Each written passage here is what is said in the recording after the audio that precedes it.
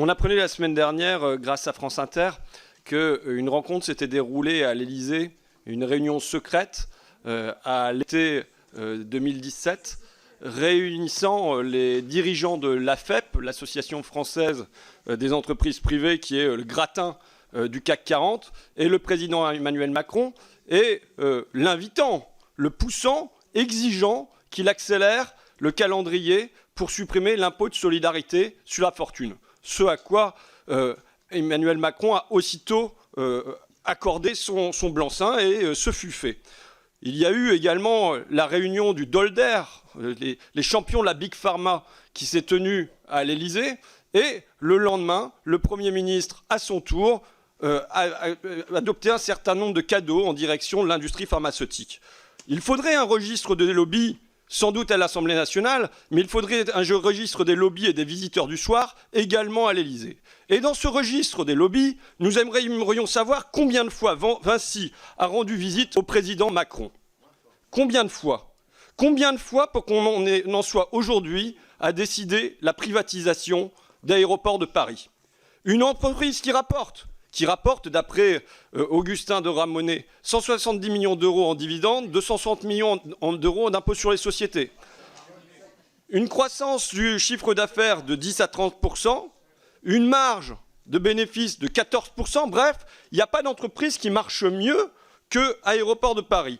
Évidemment, cette privatisation paraît incompréhensible à la gauche, mon camarade Dominique Potier l'a dit, c'est pareil chez les communistes, mais également à la droite, et notamment au Sénat. On a eu cette prise de parole, entre autres, du sénateur Roger Carucci, qui dit « tout ça est extrêmement inquiétant ». Autant je comprends une privatisation quand une entreprise publique ne marche pas et ne peut pas marcher tant qu'elle est tenue par les règles publiques, je comprends.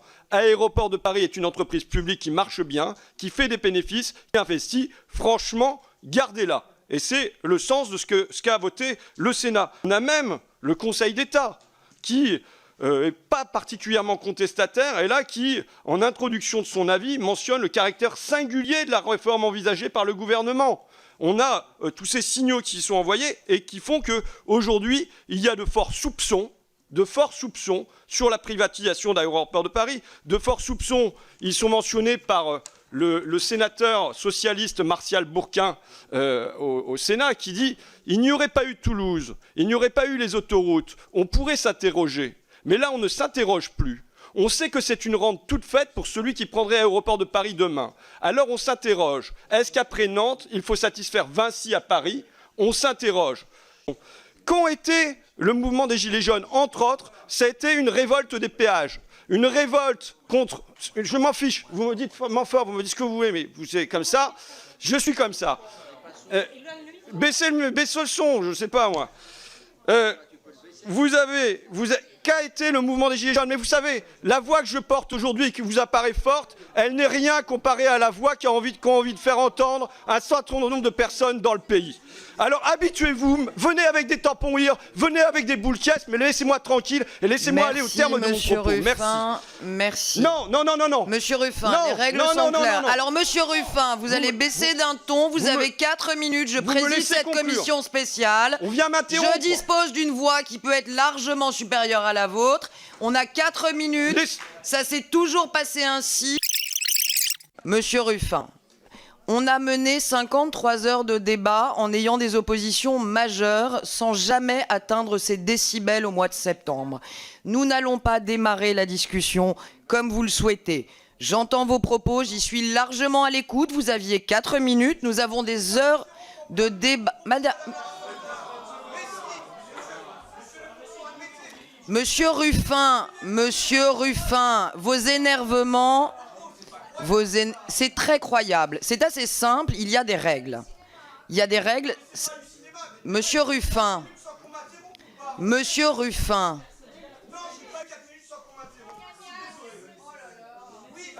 Alors, Monsieur Ruffin, on va mettre fin là aux 4 minutes largement dépassées. Vous avez... Est-ce que vous pourriez avoir un minimum de respect? Je sais que c'est pas votre core business, mais pour la présidente que je suis, ça fait 4 fois que je vous reprends à l'ordre. Maintenant, je vous demande de vous taire, les autres Bah sortez, monsieur Ruffin. Bah tant que c'est l'épaule, ça ira, monsieur Ruffin. Vous aurez largement l'occasion de vous exprimer dans les heures qui viennent. Ne vous inquiétez pas, sincèrement. Je vous remercie. Pour le groupe Liberté et Territoire, si Monsieur Ruffin... Monsieur Ruffin. Monsieur Ruffin. C'est terminé, là? C'est fini, on peut reprendre les discussions? Monsieur de Courson, s'il vous plaît. S'il vous plaît. Monsieur de Courson, vous avez la parole pour 4 minutes. Merci, Madame Et sincèrement, j'espère qu'on n'aura pas à faire de la même façon avec l'ensemble des orateurs. Merci.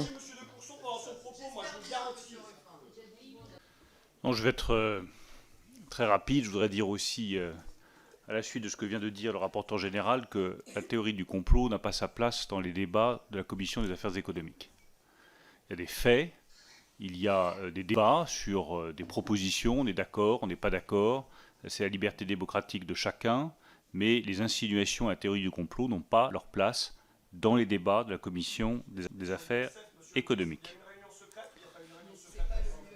Nous parlons de pacte. Il y a un rendez-vous en octobre sur l'évaluation des mesures fiscales du gouvernement. Je donne rendez-vous à M. Ruffin pour y répondre à ce moment-là.